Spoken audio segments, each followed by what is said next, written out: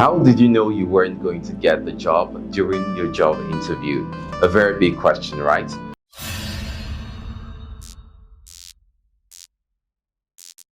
Welcome to Tweet Analysis on XPB TV Africa. I am Igbeji, August Promise. We are looking at the tweet by a filmmaker, DG Aderogba. DG Aderogba is a filmmaker that started his filmmaking journey in 2016 after graduating from Mainframe Film and Media Institute, owned by the famous African filmmaker Tunde Kelani. Now, for most of you, you might have gone for a job interview at one time. You know, when you are going in or you're preparing to go in, there are so many thoughts that hit your head. Are you qualified for the job? Would you even be taken? Are you even good enough to go in there? So many negative and positive thoughts. Sometimes you feel like, yeah, I'm fit for this job. I'm qualified for this job.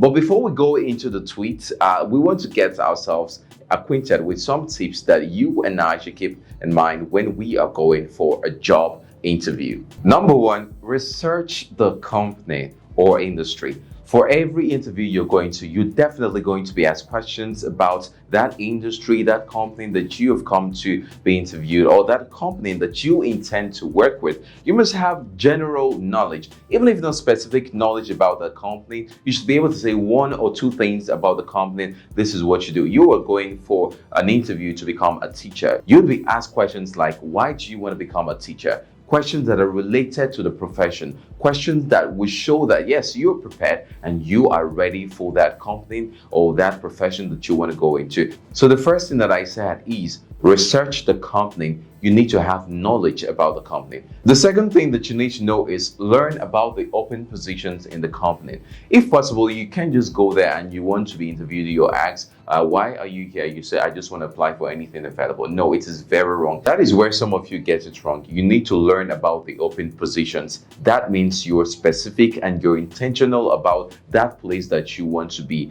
at that position that you want to occupy. Is it the waitress? Do you want to work as a receptionist? Do you want to work as a manager? Do you want to work whatever you want to work in? You need to know the available open positions.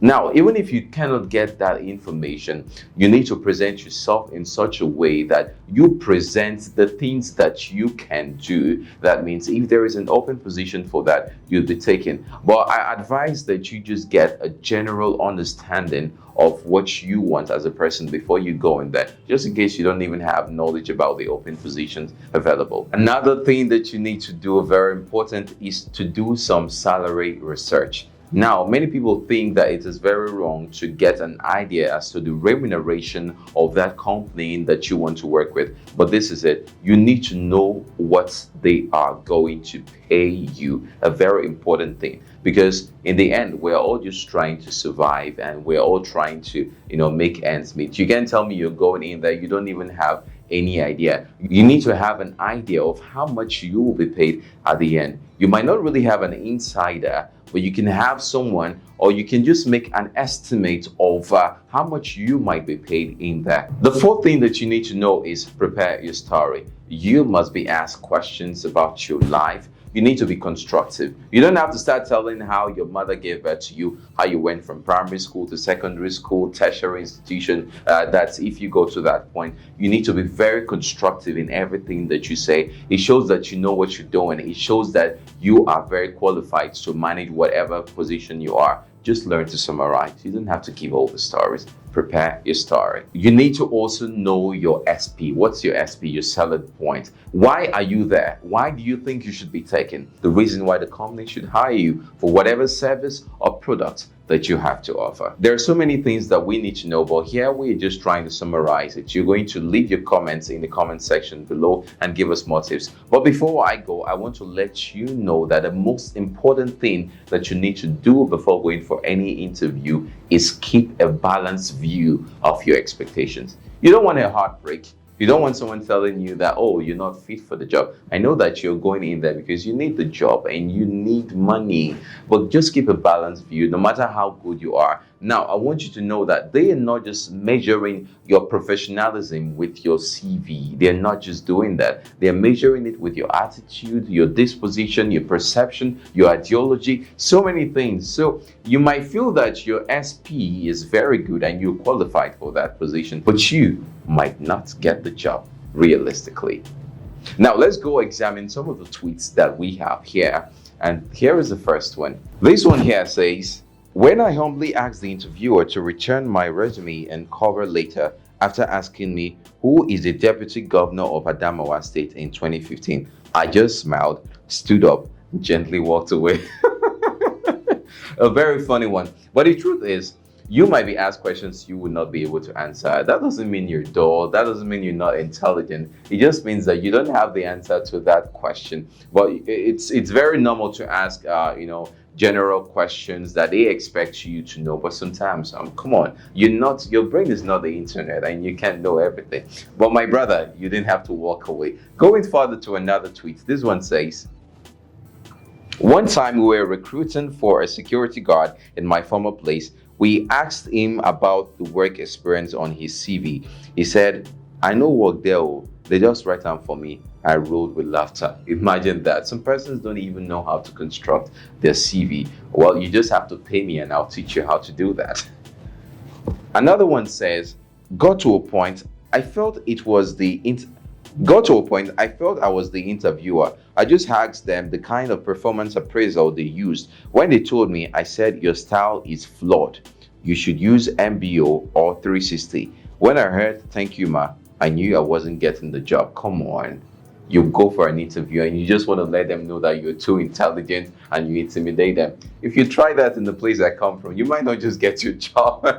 Well, they're already addressing you as ma, which supposedly you should address them that way, in the content. Don't get me wrong. Well, she just went there and she showed herself more than she should. And she didn't get the job. Maybe, I'm not sure about that. But what we're trying to say here is, just keep a balanced view of your intelligibility so you will not intimidate the interviewer.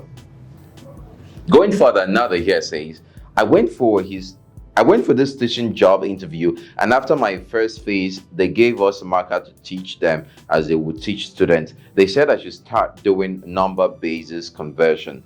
I just asked from what base to which base, because I can't remember how to convert anything again. That brings me to something very important. Please have general knowledge of your area.